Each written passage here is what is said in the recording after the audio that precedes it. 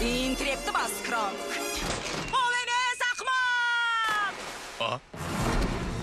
Екінші интеллекттің не керегі бар? Артырш! Орындарыңыздан қозғалмауларыңызды өтінемін. Тезірек!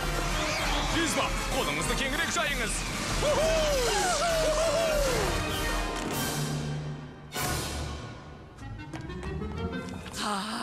Не істесем екен? Таптым. Мен оны бүргеге айналдырам.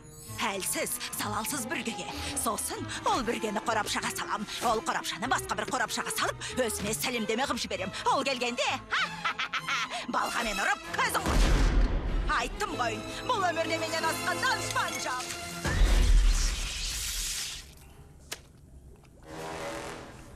Немесе оған мына уды бере салу керек.